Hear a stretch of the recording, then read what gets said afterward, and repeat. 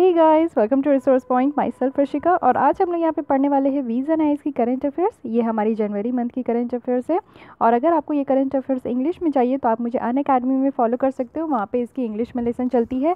और साथ ही आपको अगर प्रीवियस सेक्शन की जितनी भी लेसन चाहिए तो उन सारी की लिंक आपको डिस्क्रिप्शन बॉक्स में मिल जाएगी। काफ़ी लेसन यहाँ पे कंप्लीट हो चुकी है, कुछ ही बाकी है, तो वो मैं 1-2 दिन में भी कंप्लीट कर दूँगी। ओके, तो हम लोग स्टार्ट करते हैं अपनी आज की लेसन। तो आज हम लोग पढ़ते हैं सिक्योरिटी सेक्शन, क्योंकि सिक्योरिटी सेक्शन हमारा बच गया था। इसके बाद आपका जो भी इन्वायरमेंट, साइंस एंड टेक है, कल्चर है, वो सारी कंप्लीट हो चुकी है। ओके, तो सिक्योरिटी सेक्शन को भी हम लोग यहाँ पे जल्दी से कंप्लीट कर लेते हैं। हमारी जो फर्स्ट टॉपिक है वो है इंटीग्रेटिंग द आइलैंड्स, यानी जितनी भी आइलैंड्स है सबको एक साथ मर्ज करने की बात की जा रही है। तो कैसे मर्ज किया जाएगा? ऐसा नहीं है जैसा आप सोच रहे, फिजिकली मर्ज नहीं किया जाएगा, लेकिन यहाँ पे एक आपको देखने को मिलेगा कि इंडियन नेवी ने अभी अभी एक न्यू एयर बेस कमीशन किया है, जो कि है INS कोहासा। ओके, और ये 100 माइल्स आपका पोर्ट ब्लेयर के नॉर्थ में है, और वो भी स्ट्रैटेजिकली कहाँ लोकेटेड है? तो अंडमान एंड निकोबार आइलैंड में। तो इस फिगर में आप देख सकते हो, ये एक्चुअली मैप है। तो यहाँ पे आपका नॉर्थ अंडमान है, ये आपका मिडिल अंडमान, और फिर यहाँ पे आपका बाराटंग आइलैंड, और फिर है यहाँ पे लिटिल अंडमान। ओके, और यहाँ पे आपका हो गया साउथ अंडमान। तो ये आपको याद रखना है, सीरीज़ जो है आपका नॉर्थ टू साउथ याद रखना है।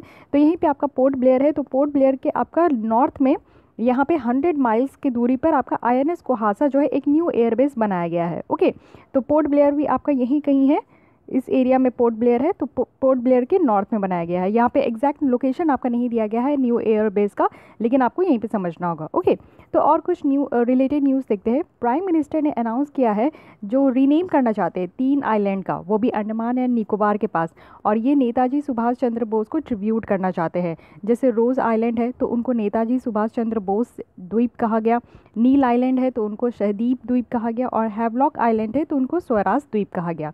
तो इन तीनों आइलैंड को देखिए यहाँ पे लोकेटेड है। ये हैवलॉक आइलैंड, फिर है नील आइलैंड, फिर है रोज़ आइलैंड। तो इनका क्या नाम रखा गया है ये भी आप देख लीजिए। और रोज़ आइलैंड का नाम रखा गया है नेताजी सुभाष चंद्र बोस द्वीप, उसके बाद हैवलॉक आइलैंड का नाम रखा गया है स्वराज द्वीप, और नील आइलैंड का नाम रखा गया है शहीद द्वीप। ओके, तो ये तीनों की लोकेशन आपको याद होना चाहिए। एक आपका नेताजी सुभाष चंद्र बोस जो है वो आपका पाया जाता है साउथ अंडमान और लिटिल अंडमान के बीच में। बाकी जो 2 आपका यहाँ पे आइलैंड है, हैवलॉक और नील आइलैंड, ये आपका पाया जाता है मिडिल अंडमान और साउथ अंडमान के बीच में। तो आपसे क्वेश्चन किसी भी तरीके से मैप से पूछ लिया जाता है, तो इसलिए आपको याद रखना होगा। अब देखते हैं कि और न्यूज़ में क्यों है, क्योंकि यहाँ पे आपको देखने को मिलेगा कि इंडिया की 4th जो एयर बेस है और 3rd जो नेवल एयर फैसिलिटी है वो यहाँ पे देखने को मिलेगा इंडिया की। और साथ ही साथ नेवी करेंटली जो है यहाँ पे एक एयर स्ट्रिप्स को ऑपरेट कर रही है, और वो भी पोर्ट ब्लेयर में। और INS बाग जो है ना वो चैम्बेल में है। और उसके बाद यहाँ पे एयरफोर्स जो है वो आपका कहाँ है? कार निकोबार में है। और जो आइलैंड है वो यहाँ पे इंडिया की सिर्फ और सिर्फ ट्राई सर्विस कमांड की ही यहाँ पे हाउस है। ओके, ट्राई सर्विस आप कह सकते हो, एयर हो गई, नेवी हो गई, और आपकी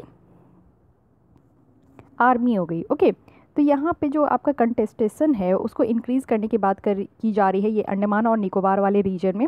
और यहाँ पे इफ़ोर्ट लगाया जाएगा कि यहाँ पे जो भी मूवमेंट होगी ना चीज़ों की, उन पे यहाँ पे नज़र रखा जाएगा। और इंडिया जो है यहाँ पे अपनी मिलिट्री इंफ्रास्ट्रक्चर को भी अपग्रेड करेगी, और अपने आज के डे टू डे जो रिक्वायरमेंट है उनको पूरा करेगी, और इसी आइलैंड में, अंडमान और निकोबार आइलैंड में। ओके, तो कुछ अंडमान आइलैंड की इंपॉर्टेंस भी देख लेते हैं, क्योंकि इसकी स्ट्रैटेजिकली लोकेशन काफ़ी इंपॉर्टेंट है। साथ ही साथ यहाँ पे सीनो इंडो कॉम्पिटिशन भी काफ़ी बढ़ रहा है।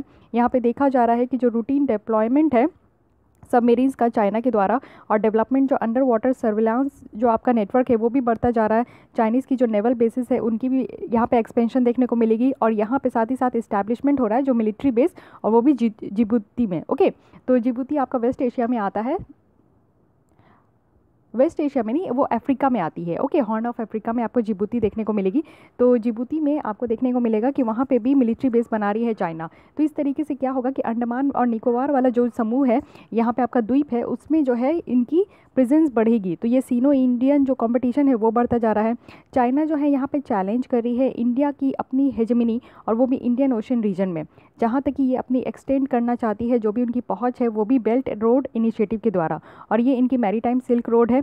और साथ ही साथ इंडिया भी यहाँ पे ज्वाइन किया है जापान के साथ और एक US के साथ, जो कि मलाबार एक्सरसाइज, यहाँ पे नेवल एक्सरसाइज होती है। तो इंडिया भी अपना हाथ बढ़ा रही है, साथ ही साथ चाइना भी अपनी हाथ बढ़ा रही है। तो ये जो आइलैंड है ना आपकी इंडियन ओशन में, जो आपकी आइलैंड है अंडमान एंड निकोबार, तो यहाँ पे कंपटीशन बहुत ज़्यादा बढ़ रहा है। उसके बाद स्ट्रैटेजिक इंपॉर्टेंस देखें तो यहाँ पे इंडिया की जो लुक ईस्ट पॉलिसी है और इंडो पैसिफिक स्ट्रैटेजी है वो भी यहाँ पे काफ़ी हिंज कर रही है अंडमान एंड निकोबार के रोल में, और काफ़ी अच्छा यहाँ पे रोल भी प्ले कर रही है, जिसके थ्रू जितनी भी सिक्योरिटी सिनेरियो है वो भी डिप्लॉय हो रही है इस रीजन में। ये जो आइलैंड है ना, इनकी अपनी एक यूनिक लोकेशन है अगर इंडिया की तरफ से आप देखोगे, और यहाँ पे वो एक्सटेंड कर रही है, इंडिया की जो लैंड सरफेस है वो भी एक्सटेंड होती है, मैरीटाइम बॉर्डर जो है यहाँ पे वो भी स्ट्रेट ऑफ मलक्के के माउथ में ही यहाँ पे देखने को मिलती है, उनका भी राइट है। साथ ही साथ ये जो आइलैंड है ना, वो इंडिया की रिलेशनशिप भी इन्हांस करती है एशियन कंट्री के साथ, जो एशियन की कंट्रीज़ है उनके साथ भी इनकी रिलेशंस को एक्सटेंड करती है। इकॉनमिक इंपॉर्टेंस अगर देखेंगे तो 30% जो इंडिया की EEZ है, इकोनॉमिक जोन जो है वो आपका यहाँ पे एग्जिस्ट करता है, इस आइलैंड में एग्जिस्ट करता है, जिसमें कि आपका कुछ अंडर वाटर वेल्थ के पोटेंशियल सोर्सेज भी है, तो 30% इंडिया का यहाँ पे कंट्रीब्यूट होता है। साथ ही साथ फिशरीज़ देखेंगे या फिर आपका जो भी इस रीजन में कुछ जो उत्पत्ति होती है, कुछ जो आपका प्रोडक्शंस होता है, उसमें भी मॉडर्नाइज और सस्टेनेबल आइलैंड इनलैंड जो फिशरीज़ है वो भी यहाँ पे आपका डेवलप होता है, एक्वाकल्चर इकोसिस्टम भी यहाँ पे डेवलप होता है, ब्लू इकॉनमी के साथ इसको जोड़कर यहाँ पे डेवलप किया जाता है। लार्ज स्केल पर देखेंगे तो हाइड्रोकार्बन एक्सप्लोरेशंस भी होता है, जिसपे डीप सी ऑयल ड्रिलिंग भी होती है, और मीथेन गैस जो हाइड्रेट्स होती है ना, उनकी डेवलपमेंट भी यहाँ पे पॉसिबल है इस एरिया में, अंडमान और निकोबार वाले एरिया में। यहाँ पे इकोसिस्टम अगर आप देखोगे तो बहुत वैराइड है, बहुत ज़्यादा यहाँ पे इकोसिस्टम है। यहाँ पे जो प्लांट्स मिलते हैं वो मेडिसिन के लिए काफ़ी यूज़फुल होते हैं, एक्जॉटिक प्लांट्स स्पेसीज भी है, साथ ही साथ यहाँ पे सस्टेनेबल एग्रीकल्चर है, हॉर्टिकल्चर प्रैक्टिसेस काफ़ी होती है, और एग्रो क्लाइमेट अगर कंडीशंस भी देखेंगे इस रीजन का तो काफ़ी बेटर होता है, क्योंकि यहाँ पे काफ़ी रिच फ्लोरा और फौना है, यानी फ्लावर और एनिमल यहाँ पे काफ़ी मात्रा में पाए जाते हैं, और इसकी जोग्राफिकल लोकेशंस जो है वो काफ़ी अट्रैक्टिव है। टोपोग्राफी भी आप देखोगे तो यहाँ पे टूरिज्म में भी प्रमोट किया जाता है, जिसके थ्रू इस रीजन की इकॉनमी को काफ़ी बूस्ट मिलती है। साथ ही साथ अगर हम लोग लक्षद्वीप आइलैंड की इंपॉर्टेंस देखें तो इंडिया के एक साइड में आपको अंडमान एंड निकोबार दिखेगी, दूसरी साइड में आपको लक्षद्वीप दिखेंगे। ओके, तो लक्षद्वीप आइलैंड की अगर आप देखोगे तो इनकी जो इस आइलैंड की स्प्रेड जो है वो आपको इंडिया में 20,000 स्क्वायर किलोमीटर तक दिखेगी, और इसकी टेरिटोरियल वाटर में। ओके, और जो लगून्स है EEZ जो है वो आपको लक्षद्वीप आइलैंड के भी अराउंड देखने को मिलेगा। ओके, तो जितना भी आपका स्पेशल वर्क किया जाता है, स्पेशल इकोनॉमिक जोन होती है ना, तो वो आपके आइलैंड के चारों ओर बनाया जाता है, जो कि यहाँ पे भी EEZ है लक्षद्वीप आइलैंड के पास। तो इसमें फिशरी बहुत होती है, फिशिंग से रिलेटेड वर्क बहुत होता है, मिनरल रिसोर्सेज भी काफ़ी पाई जाती है, जो कि इकोनॉमिक इंपॉर्टेंस के लिए काफ़ी अच्छी है। 9 डिग्री चैनल की बात करें तो वो लक्षद्वीप आइलैंड में लोकेटेड है, इसी के बगल में लोकेटेड है, जो कि मोस्ट आपका डायरेक्टेड रूट होता है शिप के लिए, और इसी से जो शिप की जो आपका ड्राइविंग होती है ना, वो चैनल के तौर पर ही चलाई जाती है, वो इसी से पता करते हैं। पर्शियन गल्फ में अगर आप देखोगे तो ये काफ़ी जो है, यानी यहाँ से 9 डिग्री चैनल से होते हुए वो पर्शियन गल्फ जाते हैं, जो कि ईस्ट एशिया की वो आपको गल्फ देखने को मिलेगी। ओके, अगर पोस्ट मुंबई अटैक की बात करें 2008 में तो जो हुआ था, तो आइलैंड जो है वो काफ़ी सिग्निफिकेंस यहाँ पे गेन की थी, किस टर्म में, नेशनल सिक्योरिटी के टर्म में, क्योंकि एक साइड आप देखोगे, चलिए मैप में दिखाती हूँ। तो इस मैप में आप देख सकते हो, ये इंडिया की मैप है, यहाँ पे आप देखिए, ये है बे of Bengal, bay of Bengal के नीचे आपको देखने को मिलेगा अंडमान एंड निकोबार आइलैंड, साथ ही अरेबियन सी इस लेफ्ट साइड है, तो यहाँ पे आपको देखने को मिलेगा लक्षद्वीप। ओके, ये अरेबियन सी रही, तो इसलिए ये दोनों जो आइलैंड है ना, ये काफ़ी स्ट्रैटेजिक लोकेशन जो इनकी है वो काफ़ी इंपॉर्टेंट होती है इंडिया के पर्सपेक्टिव में। ओके, तो अब आप इसकी लोकेशंस देख लिए होंगे तो आपके माइंड में क्लियर होगी। चलिए आइए हम लोग अपने टॉपिक पे चलते हैं। तो मैप देखते रहिए, और मैप से काफ़ी कनेक्टिविटी भी लिंक होती है। तो अब देखते हैं कि इस आइलैंड डेवलपमेंट के लिए इंडिया ने क्या क्या एफर्ट लगाया, क्या क्या कोशिश की। तो मिनिस्ट्री ऑफ डिफेंस जो है एक तरीके का यूनिफाइड ट्राई सर्विस, यानी लैंड, सी और एयर को क्रिएट किया है। ये थिएटर कमांड है, जो कि जितनी भी स्ट्रैटेजिक एडवांटेज है वो इस आइलैंड के लिए ऑफर किया जाएगा, और ये हुआ था 2001 में। ओके, सिक्योरिटी एजेंसी की बात करें तो वो भी एक तरीके का रेगुलर कोस्टल सिक्योरिटी एक्सरसाइज को कंडक्ट की थी, और वो भी अंडमान कोस्ट के बगल में, और ये आपका था जैसे कि टाट रक्षक हुआ था। लक्षद्वीप की बात करें तो यहाँ पे नेपच्यून सेकंड हुई थी। तो यहाँ पे सिक्योरिटी एजेंसीज भी जो है रेगुलर कोस्टल सिक्योरिटी एक्सरसाइज भी यहाँ पे कंडक्ट करते रहती है।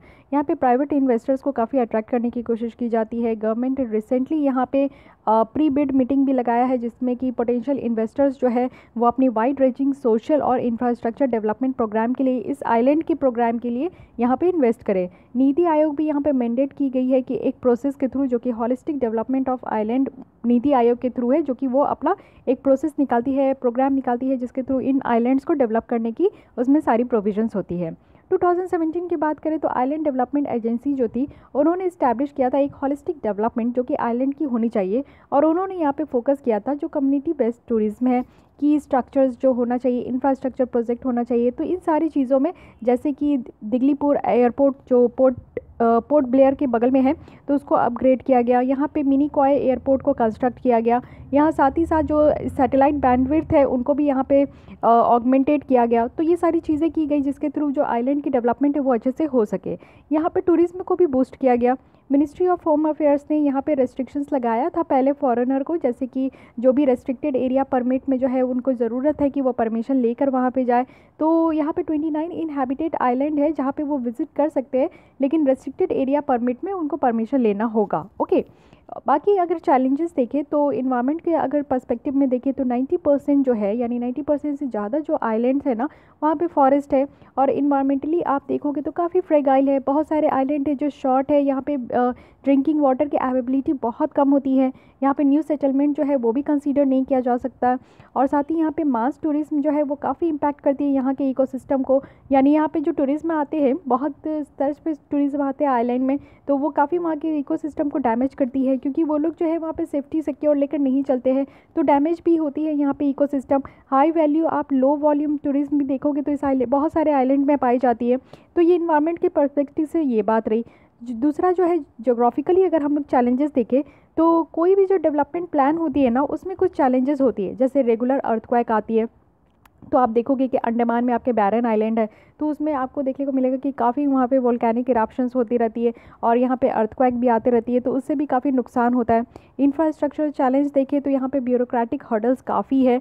सेवरल ईयर्स के बाद भी यहाँ पे अगर देखें तो अंडर सी केबल लिंक जो है इंडिया और मेनलैंड में अभी तक नहीं पूरी तरीके से बिछाया नहीं गया है। आइलैंड जो है अभी भी वो इनकम्प्लीट है। इंटरनेट कनेक्टिविटी अगर हम लोग देखेंगे तो आइलैंड में बहुत कम है, या तो कुछ ऐसे क्षेत्र है जहाँ पे इंटरनेट कनेक्टिविटी भी नहीं है। रोड बिल्डिंग की बात करें, एयर स्ट्रिप कंस्ट्रक्शन की बात करें, या फिर हम लोग जेटीज़ जो होती है उनकी बिल्डिंग की भी बात करें तो काफ़ी स्लो होती है। हेवी रेनफॉल जो है यहाँ पे बिल्डिंग एक्टिविटीज़ को काफ़ी रेस्ट्रिक्ट करती है, तो ये सारी प्रॉब्लम है। उसके बाद आप देखोगे तो सदर्न ग्रुप जो आइलैंड की है वहाँ पे सर्विलांस की बात की जाती है, तो काफ़ी मेजर ये चैलेंजेस है, क्योंकि रोड की काफ़ी डिस्ट्रक्शन होती है, रोड यहाँ पे बर्बाद हो जाते हैं, सुनामी के कारण पूरा टूट फूट जाते हैं, तो यहाँ पे प्रॉपर सर्विलांस भी नहीं हो पाता है। सोशल पर्सपेक्टिव में अगर हम लोग देखें कि सोशल पर्सपेक्टिव में क्या चैलेंजेस है, तो अंडमान और निकोबार जो है यहाँ पे अब ओरिजिनल जो ट्राइब्स होते हैं उनके प्रोटेक्शंस रेगुलेशंस है यहाँ पे, जो कि 1956 में आई थी, जिसके थ्रू जो भी इंडिजिनस कम्युनिटीज़ होते हैं ना उस आइलैंड के, उनको प्रोटेक्ट करने की बात की जाती है। और यहाँ पे डिक्लेयर किया गया है इस तरीके के एरिया को कि ये रिजर्व किया जा सके। यहाँ पे कोई भी विजिटर्स को अलाउ नहीं है कि वो इनके क्लोज जा सकते हैं या फिर उनके परमिशन के बिना उनके पास जा सकते हैं। ओके, वे फॉरवर्ड में क्या बताया जा रहा है? वे फॉरवर्ड में बताया जा रहा है कि हमें इम्प्रूव करना होगा अपनी इंगेजमेंट, यानी हमें माइग्रेशन को इनकरेज करना होगा मेनलैंड से लेकर, और यहाँ पे स्ट्रैटेजिकली जो लोकेटेड इनहैबिटेड जो आइलैंड है टूरिज्म के लिए उनको हम लोग को इन्हांस करना होगा। यहाँ पे आइलैंड को ओपन करना होगा कमर्शियल ऑपरेशंस के लिए, जिसके थ्रू हम लोग कॉम्प्लीमेंट कर सकते हैं स्ट्रेट ऑफ मलक्का, जो कि एक सॉफ्ट स्ट्रैटेजी है। ओके, उसके बाद हम लोग को मिलिट्री इंफ्रास्ट्रक्चर को भी मजबूत करना चाहिए। हमें जो ज़रूरत है इंफ्रास्ट्रक्चर आइलैंड में उसको कंस्ट्रक्ट करना चाहिए, जिसके थ्रू एंटी एक्सेस और जो aerial denial maritime exclusion zone जो है वो भी क्रिएट हो पाएगा। हमें अपने कोस्टल सिक्योरिटी स्कीम्स को के इम्प्लीमेंटेशन को इम्प्रूव करना चाहिए। कुछ स्पेशल फोकस भी देना चाहिए जिसके थ्रू हम लोग कोस्टल पुलिस स्टेशन को सेटअप कर सके। यहाँ पे मैन पावर को भी इंक्रीज़ करना चाहिए, साथ ही यहाँ पे विजिलेंस को भी इंक्रीज़ होना चाहिए कि वो आइलैंड को मेंटेन कर सके और यहाँ पे एग्जिट पॉइंट भी देख सके।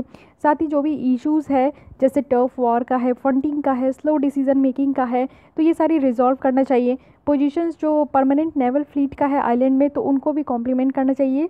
साथ ही साथ अगर हम लोग इकोनॉमिक एक्टिविटीज़ देखें तो उसको भी बढ़ाना चाहिए इस रीजन में, और वो भी बहुत तरीके से, जैसे कि यहाँ पे हम लोग डीप सी फिशिंग्स जो है अंडमान के कोस्ट में उसको डेवलप कर सकते हैं, क्योंकि फिशिंग्स जो है यहाँ पे हाईली सस्टेनेबल है इस आइलैंड में। साथ ही हम लोग यहाँ पे डेवलप कर सकते हैं एक तरीके का कैम्बल बे को, जिसकी प्लान जो है वो ग्रेट निकोबार में है, और यहाँ पे 90 किलोमीटर जो है मलक्का स्ट्रेट से, तो तो इसमें भी हम लोग अपनी इकोनॉमिक एक्टिविटीज़ को इन्हेंस कर सकते हैं।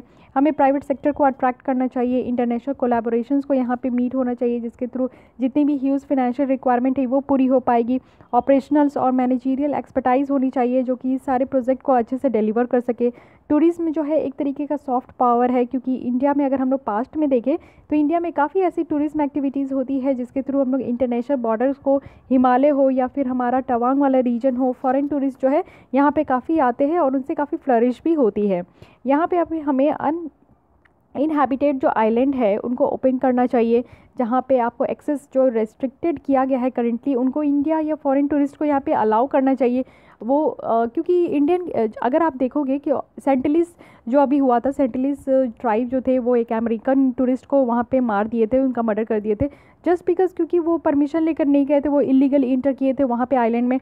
तो इस तरीके की जो रेस्ट्रिक्टेड की गई है ना, तो वहाँ पे रेस्ट्रिक्टेड ना करके कुछ प्रोविजन लगाए, क्योंकि जो आप देखोगे सेंटिलीज हो गए, जरावा ट्राइब्स हो गए अंडमान के, वो काफ़ी आइसोलेट रहते हैं, एकदम अलग रहते हैं। उनकी पॉपुलेशन भी आप देखोगे तो मोस्टली 200 होते हैं, उनसे ज़्यादा वो लोग का ग्रुप नहीं होता। तो वो लोग काफ़ी आइसोलेट होते हैं और वो लोग हम लोग से काफ़ी डरते हैं। जैसे हम लोग टूरिज्म है वहाँ पे घूमने जाते हैं तो उनको लगता है कि उनको हम लोग हार्म करने जा रहे हैं। तो इस तरीके से अगर हम लोग उनको आइसोलेट ही करेंगे तो वो हमेशा आइसोलेट हो जाएंगे। हमें कुछ ऐसा प्रोविज़न लेकर आना चाहिए जिसके थ्रू वो हम लोग से भी मिले, हम लोग के भी कल्चर को एडॉप्ट करें, या फिर एडॉप्ट ना करके वो हम लोग के जैसा भी लाइफ व्यतीत कर सकते हैं। उनको ना प्रॉपर ड्रिंकिंग वाटर मिलती है, ना उनको एजुकेशन की कोई फैसिलिटी मिलती है, ना कोई गवर्नमेंट स्कीम की उनको फैसिलिटी मिल पाती है, ना ही उनको अच्छा एक एम्प्लॉयमेंट मिल पाता है, ना ही एक अच्छी लाइफ स्टाइल होती है। तो वो अलग सा अपना ज़िंदगी किसी तरह व्यतीत करते हैं आइलैंड में रह के, तो उनसे उनका क्या प्रॉफिट होने वाला है।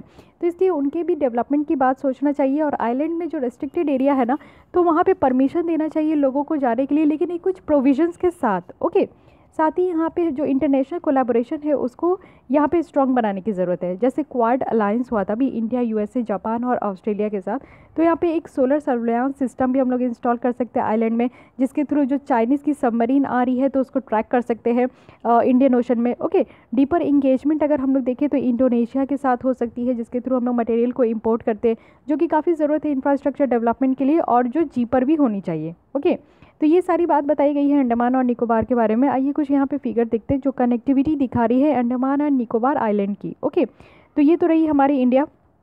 साथ ही यहाँ पे आपको अंडमान देखने को मिलेगा, ये है अंडमान, ये है कार निकोबार, ये है ग्रेट निकोबार।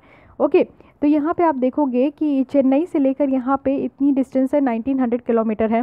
उसके बाद आप कोलकाता से देखोगे तो ये 1100 किलोमीटर है। उसके बाद आप बैंकॉक से देखो, इसकी डिस्टेंस दिखाई जाती है कि हर एक कंट्री से यहाँ पे कितनी इसकी डिस्टेंस है। ओके, तो ये डिस्टेंस आप देख सकते हो और समझ सकते हो कि कहाँ से कौन सबसे ज़्यादा नज़दीक है अंडमान के। तो ये बात रही। ये अंडमान एंड निकोबार के ऊपर काफ़ी अच्छी आर्टिकल थी, आपको काफ़ी कुछ पता चला होगा अंडमान एंड निकोबार के बारे में। तो ऐसी ही आर्टिकल्स को अच्छा से पढ़ना चाहिए, ताकि क्योंकि क्वेश्चन यहीं से निकल कर आते हैं। आइए नेक्स्ट टॉपिक चलते हैं, पेरिस कॉल। ओके, तो ये न्यूज़ में क्यों थी, क्योंकि अगर हम लोग यूनेस्को इंटरनेट गवर्नेंस फोरम की बात करें तो ये मीटिंग हुई थी जो कि पेरिस में कन्वेड हुई थी, मीन्स पेरिस में यहाँ पे हुई थी। और पेरिस कॉल जो है वो trust and security in cyber space के लिए यहाँ पे कमेंस्ड हुआ था, जिसका एम है कि वो एक कॉमन प्रिंसिपल को डेवलप करेंगे सिक्योरिटी साइबर स्पेस के लिए। ओके, तो यहाँ पे एक वर्ड आया आपका इंटरनेट गवर्निंग फोरम। तो इंटरनेट गवर्निंग फोरम IGF क्या है, ये एक पब्लिक पॉलिसी डायलॉग है, ग्रुप है जो कि कोई भी इशू अगर इंटरनेट से रिलेटेड होती है तो उनको रिजॉल्व करते हैं, जैसे कि सस्टेनेबिलिटी हो गई, रॉबस्टनेस हो गई, सिक्योरिटी, स्टेबिलिटी और डेवलपमेंट हो गई।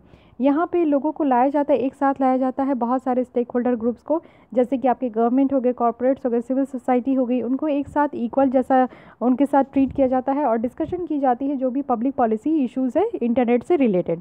तो क्या क्या प्रिंसिपल है जो कि पेरिस कॉल पे आपको देखने को मिलेगा। तो जो गोल है ना वो यहाँ पे पेरिस कॉल में मेंशन किया गया है। साथ ही यहाँ पे कुछ प्रिंसिपल को भी अडॉप्ट किया गया है जो कि रिप्रेजेंट करेंगे, एक तरीके का प्रायोरिटी देगी स्टेट, कॉरपोरेशंस और सिविल सोसाइटी के बीच में। तो क्या इंक्लूसिव रेगुलेटरी प्रोसेस है ये देखते हैं। यहाँ पे जितनी भी अभी एग्जिस्ट करने वाली जो सेक्टर स्पेसिफिक इनिशिएटिव है, जैसे टेक एकॉर्ड हो गई, UN की ग्रुप ऑफ गवर्नमेंट एक्सपर्ट्स हो गई, फॉर द वेव हो गई, तो इन सबको गैदर करना है एक सिंगल डॉक्यूमेंट में और इनके स्कोप को बढ़ाना है। और साथ ही एक फ्रेमवर्क भी होनी चाहिए कुछ नेगोशिएशन के लिए। साथ ही जो रिस्पॉन्सिबिलिटी है प्राइवेट सेक्टर की, उनको रिकॉग्नाइज करनी चाहिए, उनके ट्रस्ट को इम्प्रूव करना चाहिए। यहाँ पे आपका सिक्योरिटी हो, स्टेबिलिटी हो साइबर स्पेस में, इनको इम्प्रूव करना चाहिए। साथ ही यहाँ पे अडॉप्ट हो एक तरीके का strong multi stakeholder approach, जो कि यहाँ पे कोलैबोरेशन को इंक्रीज़ करे गवर्नमेंट, प्राइवेट सेक्टर और सिविल सोसाइटी के बीच में, ताकि जितनी भी आपका साइबर क्रिमिनलिटी के लिए जो प्रॉब्लम हो रही है ना साइबर स्पेस से रिलेटेड, तो उनके थ्रेट को टैकल कर सके। इंटरनेशनल लॉ क्या है, यहाँ पे इंकरेज किया जाता है कि आपका साइबर स्पेस जो है उसकी रेगुलेशन अच्छे से हो, इंफॉर्मेशन और कम्युनिकेशन टेक्नोलॉजी का यहाँ पे अच्छा से यूज़ हो, जिसमें कि हम लोग प्रिंसिपल जो यूएन चार्टर की है, इंटरनेशनल ह्यूमैनिटेरियन लॉ की है, उसके स्पिरिट को बढ़ाना चाहिए। साथ ही इंटरनेशनल पीस एंड सिक्योरिटी को मेंटेन करना चाहिए। ओके, स्टेट सॉवरेनिटी अगर आप देखोगे तो यहाँ पे एक्सक्लूसिव रोल होता है सॉवरेन स्टेट का, जिसको कि प्रमोट किया जाना चाहिए साइबर स्पेस में, और यहाँ पे अपील हो जिसके थ्रू मेज़र कर सके जितनी भी इंटरफ्रेंस आप देखोगे कि इलेक्शन के टाइम में होती है, तो इसको प्रिवेंट किया जाना चाहिए। प्रोटेक्शन अगर देखें तो सिटीजन्स को देना चाहिए, क्योंकि यहाँ पे जितनी भी इंडिविजुअल है उसको प्रोटेक्ट किया जाए। क्रिटिकल जो इंफ्रास्ट्रक्चर है हार्म से, उनको जो है बचाना चाहिए। साथ ही साथ यहाँ पे सेफगार्ड जो है वो public core of the internet जो है उनको यहाँ पे देना चाहिए। साथ ही इंडस्ट्रीज़ को यहाँ पे इंगेज करना चाहिए, सिविल सोसाइटी को, जिसके थ्रू एवरी डे वो अच्छे प्रैक्टिसेस यानी साइबर हाइजीन को वो प्रमोट कर सके। यहाँ पे सिक्योरिटी बाय डिज़ाइन को वो इम्प्लीमेंट कर सके प्रोडक्ट्स में और सर्विसेज में। साइबर हाइजीन जो है यहाँ पे डेटा प्रोटेक्शंस होगा और सेफ्टी होगा इंडिविजुअल लेवल पर, तो साइबर हाइजीन होनी चाहिए। ओके, लेकिन इसको ज्वाइन कौन करेगा, हु ज्वाइन, यानी यहाँ पे मोर देन 190 सिग्नेचर्स जो है वो ऑब्टेन्ड हुए हैं पेरिस कॉल में, जिसमें कि 130 जो है आपका प्राइवेट सेक्टर से है और 50 से ज़्यादा मेंबर जो है वो नेशन के हैं।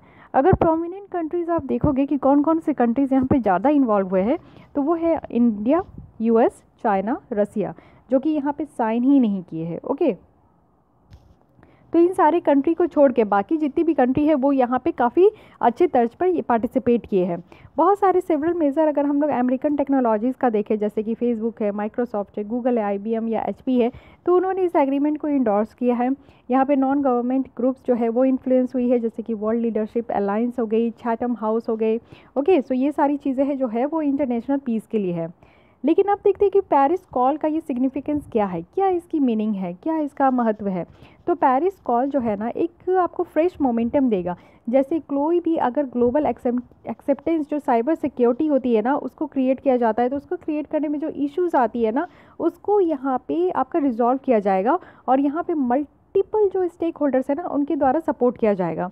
यानी यहाँ पे एक पॉजिटिव स्टेप भी लिया जा सकता है, और इसमें हम लोग एक मिडिल पाथ भी फाइंड कर सकते हैं जो कि वेस्टर्न डेमोक्रेसीज के बीच में होगी और ऑथोरिटेरियन रिजिम के बीच में होगी, जिसके थ्रू हम लोग कुछ जो फॉर्म ऑफ कंसेंसस है उसको बिल्ड कर सकेंगे। यहाँ पे कुछ इश्यूज़ है जिसको कि हम लोग देख सकते हैं। तो इसमें है कि एक लीगली बाइंडिंग कंप्लाइंस होनी चाहिए। साथ ही यहाँ पे आपका स्टेट लीड जो ऑफेंसिव ऑपरेशन है वो होना चाहिए। अगर हम लोग देखें तो यूएस, चाइना और रशिया जो यहाँ पे ज्वाइन नहीं करना चाहते, तो ये जो कॉल है ना ये आपका डिपेंड होगा सपोर्ट से, जैसे कि स्टेट के सपोर्ट से लेना होगा। जैसे कि आपको देखने को मिलेगा India in order to gain tractions with international institution, यानी इंडिया जो है वो अपनी गेन करना चाहती है इंटरनेशनल इंस्टीट्यूशंस के साथ। प्राइमरली अगर आप देखोगे तो यूनाइटेड नेशंस के साथ इंडिया की बहुत अच्छी जो है वो कोलैबोरेशन है। लेकिन अब यहाँ पे देखते हैं कि इंटरनेट गवर्नेंस की मॉडल क्या क्या है।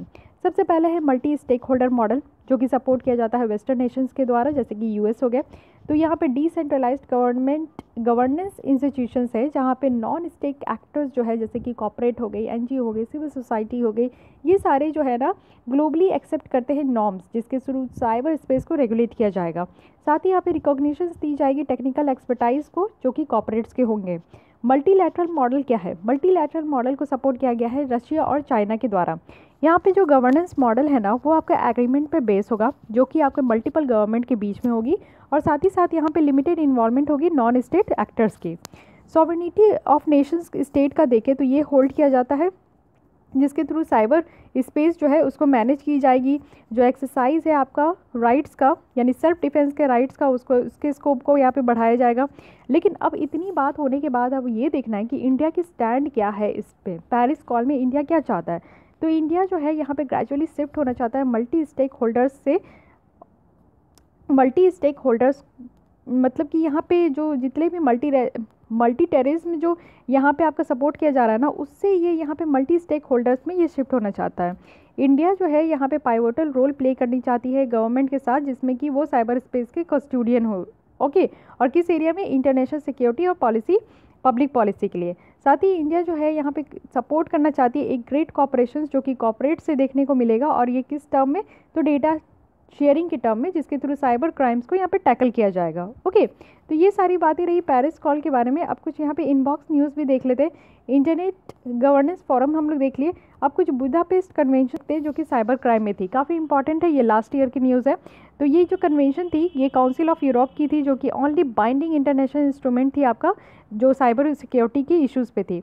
यहाँ पे इंटरनेट से रिलेटेड जो भी प्रॉब्लम होती थी या कंप्यूटर क्राइम से रिलेटेड कोई भी प्रॉब्लम होती थी उनको एड्रेस किया जाता था, और एक कॉमन पॉलिसी यहाँ पे बनाई जाती थी जिनमें नेशनल लॉ को इंक्लूड किया जाता था। साथ ही इम्प्रूव किया जाता था जो लीगल अथॉरिटीज़ है और टेक्निक्स को यहाँ पे इम्प्रूव किया, इन्वेस्टिगेट किया जाता था। यहाँ पे इंटरनेशनल पुलिस, साथ ही साथ जुडिशियल जो ऑपरेशन है उसको यहाँ पे फॉस्टर किया जाता था। तो इंडिया इसका अभी तक मेंबर नहीं है। ओके, ये आपका बुदापेस्ट जो कन्वेंशन है ना उसमें इंडिया मेंबर नहीं है, ये आपको याद रखना है।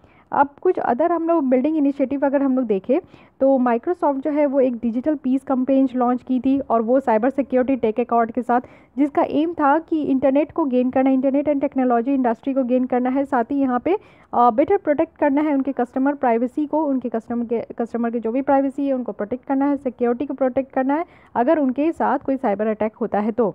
सीमेन की बात करें तो वो अनवील किया था एक चार्टर ऑफ ट्रस्ट जिसमें कि डेवलपमेंट हो रही थी सिक्योरिटी प्रिंसिपल की, और यहाँ पे एम था कि जितने भी ग्लोबल स्टैंडर्ड है साइबर सिक्योरिटी के उसको डेवलप करना है। 2015 की बात करें तो यहाँ पे ग्रुप ऑफ गवर्नमेंट एक्सपर्ट्स है जो कि आपको यूएन चार्टर्ड में 4 पीस टाइम नॉर्म्स में आपको देखने को मिलेगा। तो यहाँ पे कोई भी इंटरफेरेंस नहीं करना है एक दूसरे के क्रिटिकल इंफ्रास्ट्रक्चर के साथ, साथ ही यहाँ पे असिस्टेंस किया गया था दूसरे नेशंस के साथ, और वो इन्वेस्टिगेट करेंगे साइबर अटैक को। यहाँ पे टारगेट नहीं किया जाएगा एक दूसरे के कंप्यूटर इमरजेंसी को। साथ ही यहाँ पर रिस्पॉन्सिबिलिटी होगी स्टेट की कि वो एक एक्शन ओरिजिनेटिंग और टेरिटरी से वो एक्शन ओरिजिनेटिंग वाला कुछ एक्शन ले जो कि ओरिजिनेट हो सके। ओके, तो ये सारी चीज़ें हैं जो आपको पेरिस कॉल में देखने को मिला होगा। अब हम लोग नेक्स्ट टॉपिक की तरफ बढ़े तो वो है space technology in border management. तो ये न्यूज़ क्यों थी ये देख लेते हैं। पहले यहाँ पे यूनियन होम मिनिस्टर जो है उन्होंने अप्रूव किया है एक रिपोर्ट जो कि टास्क फोर्स में थी, और ये क्रिएट किया गया है मिनिस्ट्री ऑफ होम अफेयर्स के द्वारा, जो कि आइडेंटिफाई कर रही थी उन सारे एरियाज़ में जहाँ पे स्पेस टेक्नोलॉजी को यूज़ करे और बॉर्डर मैनेजमेंट को इम्प्रूव कर सके। तो की हाइलाइट्स क्या थी रिपोर्ट की वो देखते हैं। यहाँ पे कुछ एरिया को आइडेंटिफाई किया गया है जिसके थ्रू स्पेस टेक्नोलॉजी को यूज़ किया जा सकेगा। एक है island development, border security, communication and navigation, GIS and operation planning system, border infrastructure development. Major जो रिकमेंडेशन है इस रिपोर्ट की वो कैपेसिटी को बिल्ड करती है जिसमें कि बॉर्डर गार्डिंग फोर्सेज है, और यहाँ पे स्पेस रिसोर्सेज को यूज़ किया जा रहा है जिसके थ्रू सिक्योरिटी होगी, ऑपरेशनल प्लानिंग होगी, बॉर्डर इंफ्रास्ट्रक्चर डेवलपमेंट होगी। ओके, साथ ही आप देखोगे कि यहाँ पे डिपार्टमेंट ऑफ स्पेस को भी असिस्टेंस दिया जाएगा। होम मिनिस्ट्री जो है यहाँ पे इम्प्लीमेंट करेगी इस प्रोजेक्ट को। साथ ही यहाँ पे आइलैंड को स्ट्रेंथन किया जाएगा, मजबूत किया जाएगा, बॉर्डर सिक्योरिटी पे ध्यान दिया जाएगा। यहाँ पे प्रोजेक्ट को एग्जीक्यूट किया जाएगा टाइम बाउंड मैनर में, यानी जो टाइम दिया गया है उसी के अंडर में यहाँ पे एग्जीक्यूट किया जाएगा। शॉर्ट, मीडियम और लॉन्ग टर्म प्लान्स बनाए जाएंगे जिसके थ्रू जो 5 ईयर्स में यहाँ इम्प्लीमेंट करना है। शॉर्ट टर्म में अगर आप देखेंगे तो इमीडिएट यहाँ पे BGF की ज़रूरत होगी जो कि आपका जो हाई रेजोल्यूशन इमेजनरी है उसके प्रोक्योरमेंट को पूरा करेगी। मिड टर्म में देखें तो एक सैटेलाइट जो है वो लॉन्च किया गया है इसरो के द्वारा जिसके थ्रू जितनी भी होम मिनिस्ट्री है यानी होम मिनिस्ट्री के एक्सक्लूसिव यूज़ के लिए। लॉन्ग टर्म में देखें तो मिनिस्ट्री जो है वो डेवलप करेगी एक ग्राउंड सेगमेंट और नेटवर्क इंफ्रास्ट्रक्चर जिसके थ्रू वो सैटेलाइट की जो रिसोर्सेज है उनको शेयर करेगी, और यहाँ पे एजेंसी को यूज़ करके यूज़र एजेंसीज़ को के द्वारा। और यहाँ पे डेवलपमेंट देखें तो सेंट्रल आर्म्ड पुलिस फोर्स की डेवलपमेंट होगी यहाँ पे रिमोट एरिया में जो कि ज़रूरत होगी जिसके थ्रू सैटेलाइट कम्युनिकेशंस जो है यहाँ पे बढ़ सकेगी।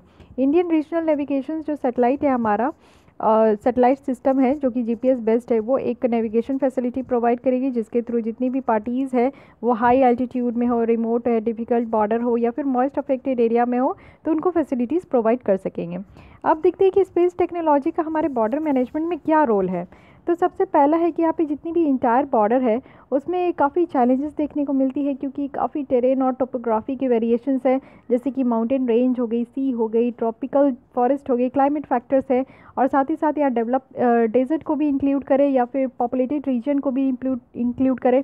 तो ये सारी चीज़ें हैं क्योंकि यहाँ पे वास्ट वैरायटी हमारे बॉर्डर मैनेजमेंट में देखने को मिलता है। टाइमली इन्फॉर्मेशन जो इन्फॉर्मेशन रिसीव किया जाता है बहुत सारे सैटेलाइट से, तो वो यहाँ पे बहुत सारी एजेंसीज़ को यूज़ किया जाता है, जिसके थ्रू आपको सिक्योरिटी इस्टेब्लिशमेंट दिखेगी। ओके, और इंटेलिजेंस इनपुट और सर्विलांस देखें तो वो हमारे रिमोट सेंसिंग सैटेलाइट के थ्रू होती है, रडार सैटेलाइट के थ्रू होती है, और सैटेलाइट जो आपका synthetic aperture radar research sensor होती है उसके थ्रू होती है। चेकिंग इन्फिल्ट्रेशन देखेंगे तो यहाँ पे अर्थ जो लो अर्थ ऑर्बिट सर्विलांस सैटेलाइट्स जो है उसको यूज़ करके किया जाता है कि हम लोग अपने इन्फिल्ट्रेशंस को यहाँ पे चेक किया जाता है। साथ ही जो हमारी इनविजिबल है उनको डिफेंड किया जाता है, यानी अर्थ ऑब्जर्वेशन सैटेलाइट जो है यहाँ पे प्रोवाइड करती है एकदम डिटेल इमेजेस जो हॉट स्पॉट की होती है, जिसमें कि आपका बॉर्डर क्रॉसिंग जो है वो पिक पे होता है। यहाँ पे इंडिया यूज़ करती है रीसैट और कार्टोसैट स्पेसक्राफ्ट, जिसके थ्रू वो जितनी भी इमेजेस है उनको कैप्चर कर सके और हाई रेजोल्यूशन वीडियो जो है वो वहाँ पे बना सके।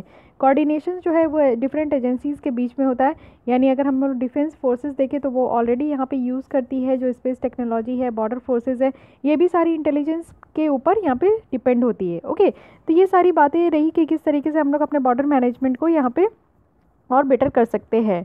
और यहाँ पे देखते हैं कि स्पेस टेक्नोलॉजी कुछ मिलिट्री सैटेलाइट जो इंडिया की है वो जानना ज़रूरी है। जैसे GSAT-7 है, तो ये हमारी first dedicated military communication satellite है जो कि इसरो के द्वारा बनाया गया था, और ये प्रोवाइड करती है सर्विस, और ये किसके लिए है, इंडियन डिफेंस फोर्स के लिए है, और यहाँ पे मेन यूज़र्स जो है वो इंडियन नेवी के थ्रू होता है।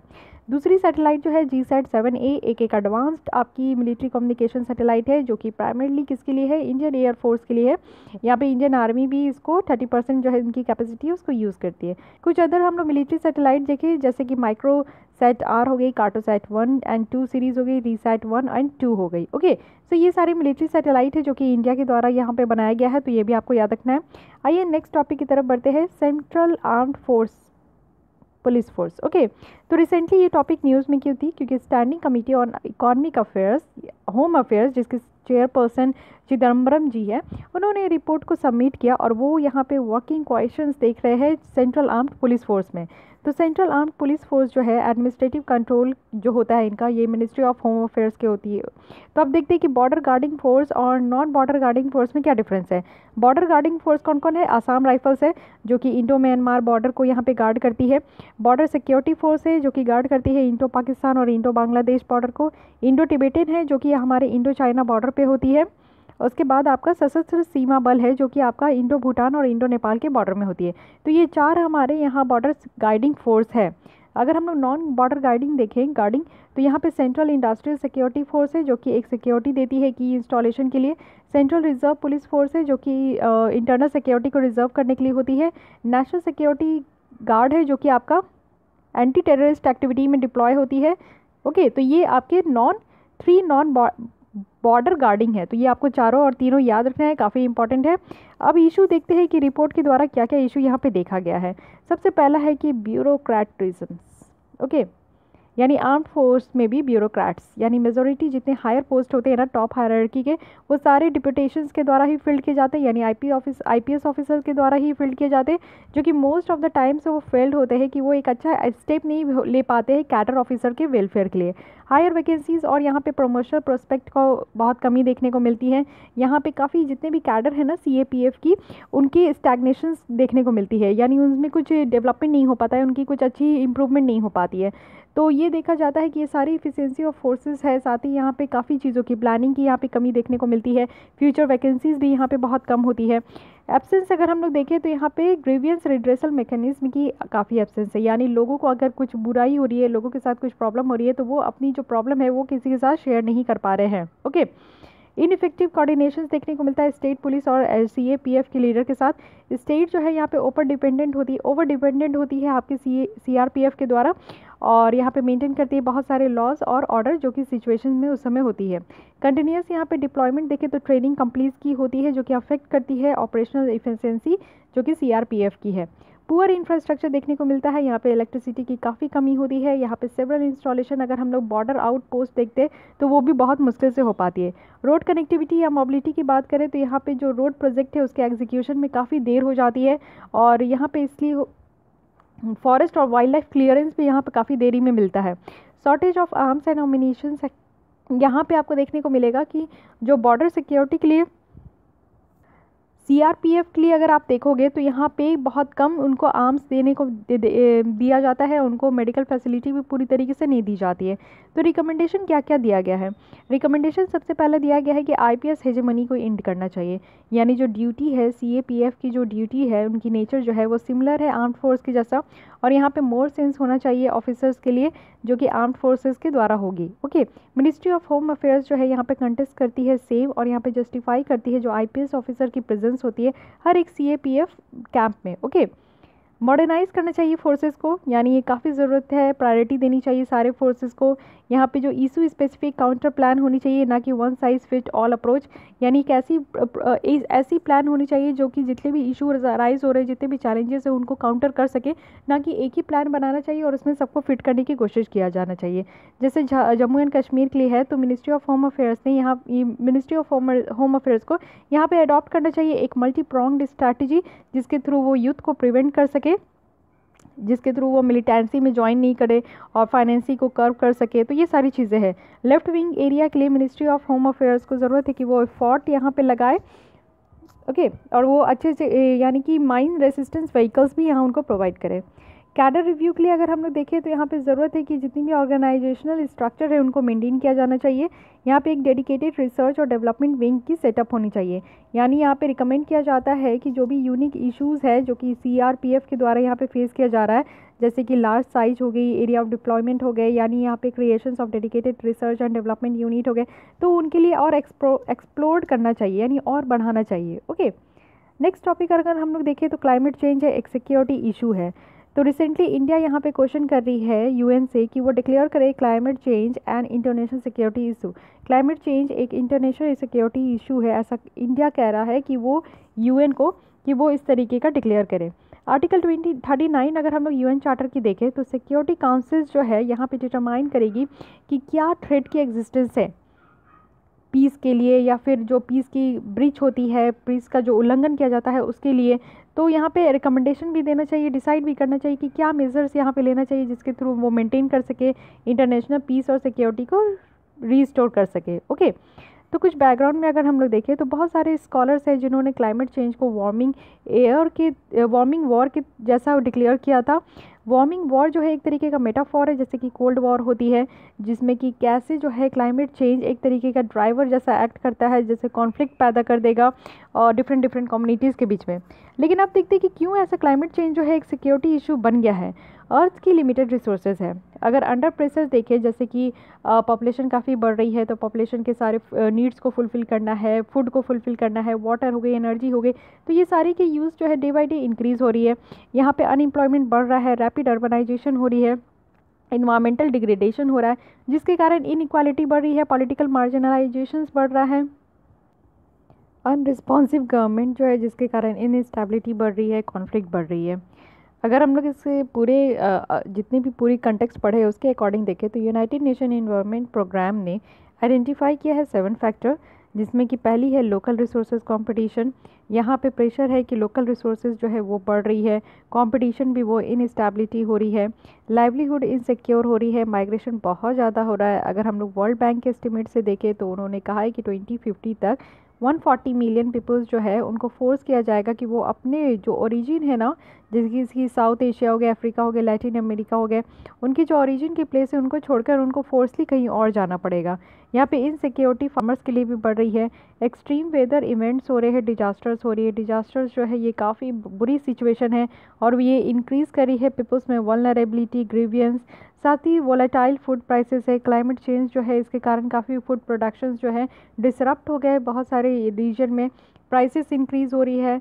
साथ ही साथ यहाँ पे जो प्रोटेस्ट है उसकी रिस्क बढ़ती जा रही है। आईपीसीसी की असेसमेंट अगर हम लोग देखें तो 2080 तक ये लगाया गया है कि 770 मिलियन जो अंडर नरिश्ड पीपल है ना, वो यहाँ पे क्लाइमेट चेंज के कारण होंगे।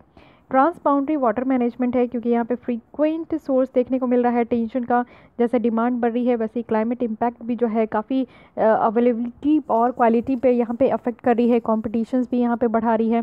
अगर हम लोग रिसेंट रिलीज जो हिंदू कुश हिमालय असेसमेंट रिपोर्ट की तरफ से देखें तो करंट जो इमिशंस हो रहा है ना 2/3 जो ग्लेशियर का है इस रीजन में, वो यहाँ पे पिघलती हुई दिख रही है और 2100 तक ये पूरी तरीके से लॉस हो जाएगी।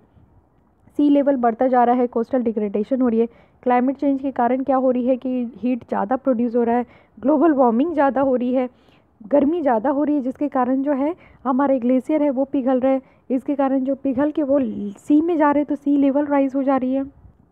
यहाँ पे आईपीसीसी की 5th असेसमेंट रिपोर्ट देखें तो सी लेवल जो है यहाँ पे बढ़ती जा रही है 59 to 98 सेंटीमीटर, और ये बढ़ेगी 2100 तक। ओके, साथ ही अगर हम लोग रीजंस देखें कि यूएनएससी के इंटरवेंशंस को सपोर्ट करने के लिए, तो अगर यूएनएससी जो है डिक्लेयर करती है कि क्लाइमेट चेंज की क्या इम्पैक्ट है इंटरनेशनल थ्रेट में, तब मिलिट्री और नॉन मिलिट्री सेक्शंस जो है यहाँ पे इन्वोक्ड होंगे। जो सेक्शन है यहाँ पे अवेलेबल होगा काउंसिल को और स्टेट के इवेंट में कि वो जो है जितने भी पेरिस एग्रीमेंट ऑब्लिगेशंस की मीटिंग थे उनकी जितनी भी प्रोविजन थी उनको यहाँ पे इम्प्लीमेंट करना चाहिए। सपोर्टर्स जो है इस तरीके के डिक्लेरेशंस को वो यहाँ पे लो होते हैं, स्लो होते हैं, इनफेक्टिव प्रोग्रेस होती है क्लाइमेट नेगोशिएशंस को लेके। ये सारी जो मेज़र है ना, ये इसमें क्या इंक्लूड होती है कि जो पीस कीपिंग फोर्सेस है उसके डिप्लॉयमेंट को यहाँ पे देखने को मिलती है। साथ ही ह्यूमैनिटेरियन असिस्टेंस जो है उनको इंक्रीज़ किया जाता है। लेकिन ऐसा क्यों है कि इस चीज़ से इंडिया जो है अपोज कर रही है? तो यहाँ पे जुरिस्डिक्शन को एक्सपेंशन करने की बात की जा रही है कि इंडिया अपोज कर रही है कि चार्टर को रीडिफाइन करना चाहिए सिक्योरिटी काउंसिल के थ्रू, और यहाँ पे जुरिस्डिक्शंस को बढ़ाना चाहिए जब ये पूरी तरीके से फेल हो चुका है। एक्सक्लूसिव नेचर अगर हम लोग यूएनएससी का देखें तो क्लाइमेट चेंज जो है यहाँ पे इंश्योर कर सकते हैं कि यहाँ पे इंक्लूसिव इंस्टीट्यूशन होना चाहिए यूएनएफसीसीसी की तरफ से। कम्प्लेक्स नेचर ऑफ प्रॉब्लम हो, यानी क्लाइमेट चेंज जो है वो मल्टी डायमेंशनल इश्यूज़ हो, यहाँ पे इन्वॉल्व होना चाहिए इकोनॉमिक, डेमोग्राफिक और ह्यूमैनिटेरियन फैक्टर्स की तरफ से। पोस्ट रिकॉर्ड ऑफ यूएनएससी हो, यानी हिस्टोरिकली अगर हमने देखें तो यूएनएससी का जो कंडक्ट है वो रिमेन जो है सारे मेंबर्स कंट्री पर होना चाहिए कि उनका खुद का एक जियो पॉलिटिकल इंटरेस्ट हो। तो ये सारी चीज़ें हैं क्लाइमेट चेंज के लिए। तो क्लाइमेट चेंज आज के डेट में काफ़ी हॉरिबल टॉपिक है, ओके, और काफ़ी बर्निंग टॉपिक है, तो आपको पूरी तरीके से तैयार होना चाहिए। नेक्स्ट टॉपिक देखते हैं women in combat role. Recently government ने ये डिसीजन लिया है कि वो इंडक्ट करेंगे वीमेन को first time ever in personal below officer rank के लिए, PBOR के लिए, वो भी कॉर्प्स ऑफ मिलिट्री पुलिस में। ओके, तो वीमेन रिप्रेजेंटेशन अगर हम लोग आर्म्ड फोर्स में देखें तो करेंटली अभी आर्मी में जो है 3.80% जो है वर्क फोर्स है वीमेन का वर्क फोर्स जो है 3.8% है। एयर फोर्स की बात करें तो 13% है, और नेवी की बात करें तो 6% है। जो इंडियन एयर फोर्स है वो सिर्फ एक ऐसा मात्र एयर फोर्स इंडिया में है जहाँ पे वीमेन जो है कॉम्बैट रोल में है, ओके, लीड रोल में है। यहाँ पे आपका 5 वीमेन फाइटर जेट पायलट भी है, और यहाँ पे जितनी भी है वो प्रेजेंटली बहुत सारे लेवल में यहाँ ट्रेनिंग दी जा रही है। रिसेंटली बात करें तो मिनिस्ट्री ऑफ डिफेंस ने डिसाइड किया है कि वो वीमेन को यहाँ पे इंडक्ट करेगी एज अ सेलर, जो कि इंडियन नेवी में होगी।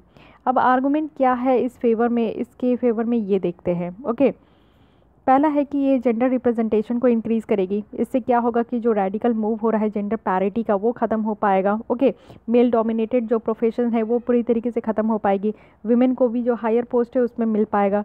मिलिट्री रेडीनेस देखें तो यहाँ पे एक मिक्स्ड जेंडर फोर्स जो है वहाँ पे अलाउ किया जाएगा, जिसके थ्रू मिलिट्री को और स्ट्रॉन्ग कर सकते हैं।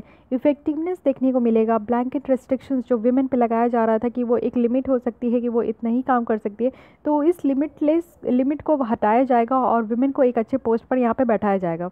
ट्रेडिशन अगर देखें तो ट्रेनिंग जो है यहाँ पे ज़रूरत है कि वो एक विमेन की इंटीग्रेशंस को यहाँ पे फैसिलिटेट कर पाए, जिनके लिए जो जितनी भी कॉम्बैट यूनिट है वो सारे यहाँ पे हो। कल्चर चेंज जो है वो टाइम टू टाइम होते रहती है। कल्चर डिफरेंसेस या डेमोग्राफिक की बात करें तो यहाँ विमेन को अलाउ करना चाहिए कि वो डबल यहाँ पे टैलेंट पूल को दिखा सके और इस सेंसिटिव जॉब को वो अच्छे से यहाँ पे परफॉर्म कर सके। कैरियर एडवांसमेंट देखें तो कॉम्बैट ड्यूटी जो है ये रिगार्डेड है एज नेसेसरी फॉर जितनी भी सीनियर ऑफिसर पोजीशन से उनके प्रमोशन के लिए काफ़ी अच्छी बात है। टेक्नोलॉजी एडवांसमेंट अगर हम लोग देखें तो यहाँ पे मॉडर्न वॉरफेयर जो चेंज हो रही है, यहाँ पे वेपन्स की भी ज़रूरत है और यहाँ पे टेक्नोलॉजी को भी एडवांस किया जाएगा। अब आर्गूमेंट क्या क्या इसके अगेंस्ट में है ये देखते हैं। कंडीशन इन आर्मी, जो फील्ड कंडीशन है आर्मी की वो काफ़ी बेटर नहीं है। ओके, तो यहाँ पे विमेन को एज ए हायर पोस्ट में बैठाना तो ये सही नहीं है। फिज़िकल एबिलिटी अगर देखें तो वीमेन जो है उनको फिज़िकली ये सूट नहीं माना जाता है इस तरीके के जॉब के लिए, नेवी आर्मी के लिए वीमेन को ये फिज़िकली परफेक्ट नहीं माना जाता। मिलिट्री रेडीनेस देखें तो यहाँ पे कुछ ऐसी सिचुएशन है जैसे प्रेगनेंसी आ जाती है तो उनके जो यूनिट होती है, उनके जो काम करने की जो एरिया होती है उनको अफेक्ट करेगा। ट्रेडिशन अगर देखें तो मेन जो स्पेशली इस इनलिस्ट किए जाते हैं ट्रेडिशनल जेंडर जो रोल्स को वो मेंटेन करते हैं। हरासमेंट हो गया, रिसेंटमेंट हो गया, जो वीमेन के प्रेजेंस से ये सारी चीज़ें होती है तो वो हमारे इस तरीके के ट्रेडिशन को भी पूरी इस तरीके के ट्रेडिशंस को प्रॉब्लम डाल सकती है। एनिमी के द्वारा अब्यूज़ किया जाएगा, यानी बोथ जो मेल और फीमेल प्रिजनर्स है यहाँ पे रिस्क है कि रेप की चांसेस है, साथ ही साथ यहाँ पे टॉर्चर की चांसेस है, जो कि काफ़ी क्वेश्चंस यहाँ पे इंक्रीज़ करेगा सेफ्टी और वीमेन की डिग्निटी के लिए। तो जितनी भी मैटर यहाँ पे कंसर्न की जा रही है कंट्री के सिक्योरिटी के लिए, तो ये कंसीडर किया जा रहा है डिस्पैशनेट मैनर में। और जो पूरी कंसेप्ट है ना वीमेन की इंडक्शन इस सर्विस में, तो ये आपको देखने को मिलेगा एक हॉलिस्टिक और ऑब्जेक्टिव मैनर है, ना कि एक तरीके का क्वेश्चन है कि सो कॉल्ड जो लास्ट मेल बैस्टन की जो कॉन्केरी होती है वो नहीं होगी। यहाँ पे मेल डोमिनेंस को ख़त्म करने की बात की जा रही है। यहाँ पे ग्रेजुअल इंटीग्रेशन देखने को मिलेगा विमेन की इस तरीके की सर्विस में। पीरियोडिकली जो परफॉर्मेंस ऑडिटिंग है मेल और फीमेल सोल्जर का वो इसमें देखने को मिलेगी। ओके, तो गाइज़ यहाँ पे ये लेसन हमारा ख़त्म होता है, पूरी तरीके से कंप्लीट हो गई। सिक्योरिटी सेक्शन, इन्वायरमेंट तो हम लोग ऑलरेडी कंप्लीट कर चुके हैं, तो सिक्योरिटी सेक्शन भी कंप्लीट हो गई। तो अगर आपको ये लेसन अच्छी लगती है तो लाइक कीजिए, अपने दोस्तों के साथ जरूर शेयर कीजिए। अगर आपको कोई भी प्रॉब्लम या डाउट क्वेरीज है तो आप मुझे कमेंट कर सकते हो और मेरे चैनल को ज़रूर सब्सक्राइब कर लें। Thank you.